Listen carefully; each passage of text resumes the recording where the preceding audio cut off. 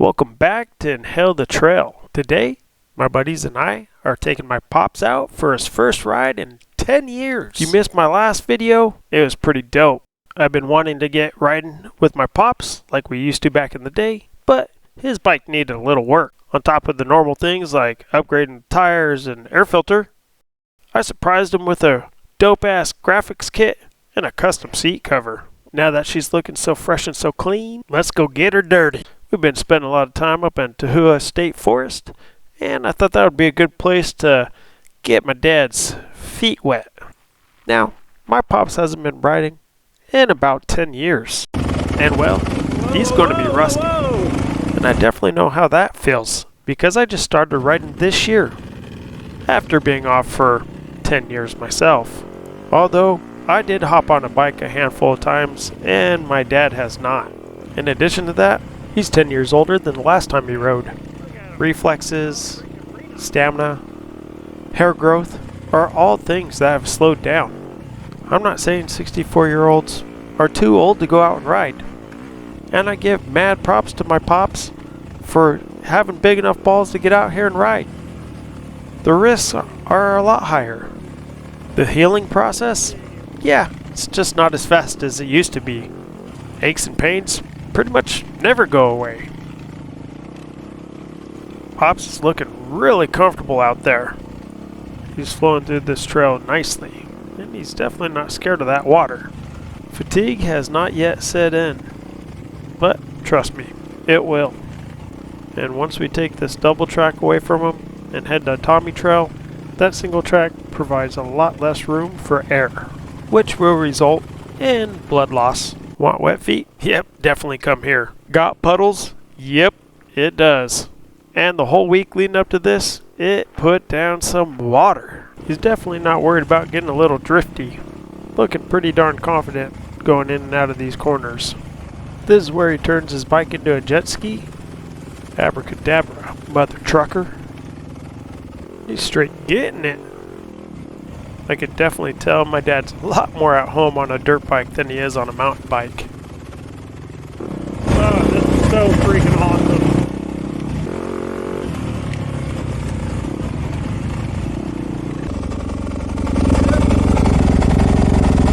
You doing good? You're doing awesome. Ride well. If you notice at the bottom left of the screen, you'll see a little blue button on my handlebars. That little blue button pretty much detunes my bike.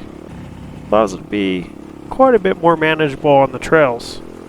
Where that option really shines is when we get in the tight stuff.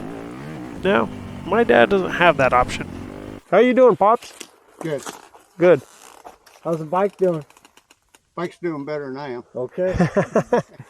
And you're doing good, so it must be doing great.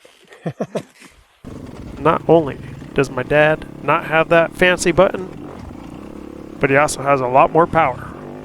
He's riding his 2009 WR 450.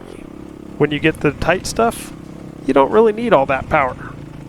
In addition to more power, hand fatigue and arm pump are a big issue. It's looking like fatigue's starting to set in. Yeah, boy! Even with the trail being wide, he likes to test the boundaries of the trail. You're riding good, except for when you went up on the high side of that berm. He was trying an alternate line. Yeah. Okay. Yeah. Oh, yeah. With how wet it was, we're definitely appreciative that it was not a cold day. Now, this is where things start to get a little interesting. About 200 yards in, we have our first tip over. Tommy Trail's quite a bit tighter. You all right, Pop? Let's keep in mind, this is not a light bike. Claimed weight is like 270 pounds. The more times you pick it up, the heavier it gets too. My Pops, he's not a huge dude. He's 5'5", 5'6", 150 pounds. So that bike weighs a good 100 pounds more than him. One of the more difficult things about a single track is that you have a lot less room to make up for your mistakes. Looking down. Don't do it.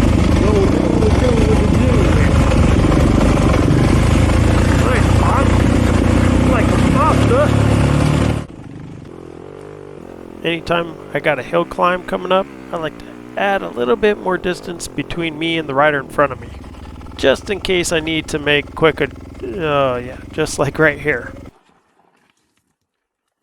Perfect example. I didn't have to run right into my father. What? The crash test dummy? Yeah. It's working, huh? It's working, yeah. At this point in the ride, I'm thinking we're about 45 minutes to an hour in, which doesn't seem like a lot unless you're fatigued. Ride dirt scooters is pretty physically demanding. The demand increases every time you deadlift your bike.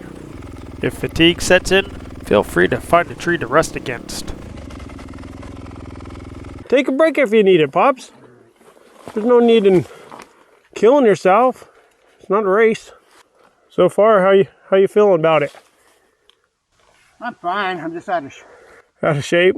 shape. Yeah, You know, lack confidence. right. Yeah, that makes 100% sense. I haven't been on a bike in 10 plus years. That will do her. Man, that bike looks good. You look good on that bike, Dad. Don't forget your giggles. What a great section of trail. If you're looking for something a little softer than a tree, well, ferns work. You look comfortable. Yeah. I talked myself into that one. Oh, because of the root? As I looked at it. Oh, yeah.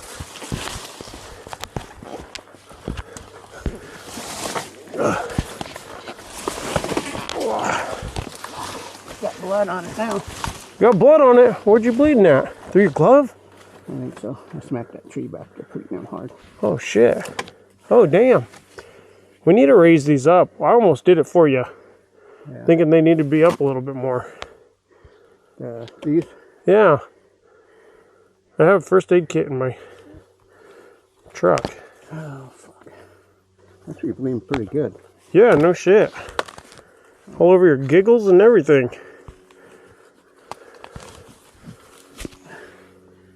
Oh, probably because I smacked my ring on it. Yeah.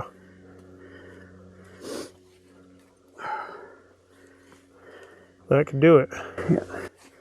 Well, first aid kit in the truck, huh? Huh? Yeah, it's in the truck. Okay, cool. Glad we got one. I'm pretty sure I do. He even has a... I got one in my truck too. Oh, sorry about this, dude. Dude, I'm not even worried about it. I'm enjoying myself. I'm just glad to be out here with you, Dad. Truthfully. I mean, don't be fucking killing yourself though. You got the bike? Yeah, I got it. I gotta convince you to come back out. You can't be killing yourself. Huh? I know. That's all right. I'm creating a record today. I mean, you didn't get any younger in the last 10 years. That's for sure. My ride wasn't without mistakes. Now I gotta try to catch up with the old man, which trying to go fast on these skinny trails is pretty difficult, but hella fun. We're coming up to that bridge section on Tommy Trail, and whoa, he's getting a little slippy. Thought a back brake there. Sorry, made it through safely. Like a boss. Hugging the side of the hill there for support.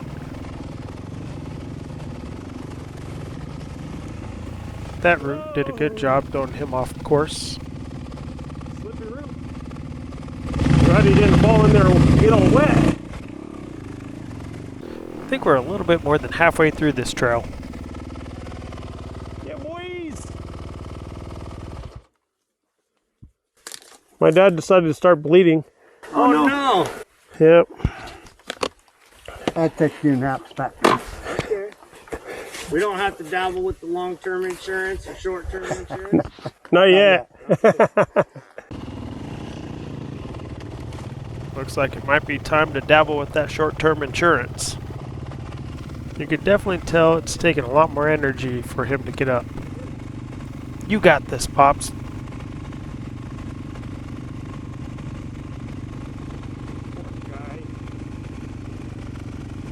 And we're off.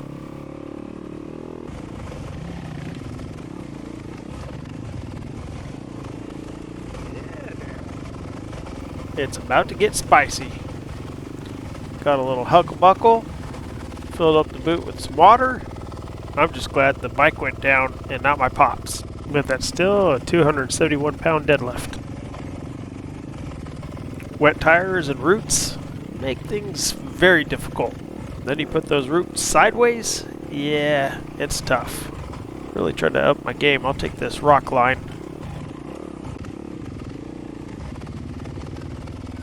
Now there's a graceful dismount. Nice save, Pops. You're getting a lot of the crashes out of the way early. No, I just can't get my clutch pulled in. Is it from the clutch, or from the cut, or from just your hand? Just my hand. Okay.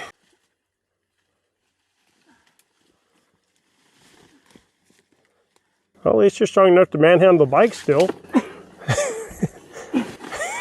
Can't get back on it. There we go. What's that? I said, there we go. At least you got, it's a good thing you got a lowering kit on that bad boy. Ton of grip strength is involved when we're talking about riding dirt bikes. You're constantly manipulating the clutch, Oh yeah. throttle, in addition to just holding on for dear life. Yeah, boys. Well, we got Tommy Trail knocked out and we're back on the double track, which I'm feeling pretty good about.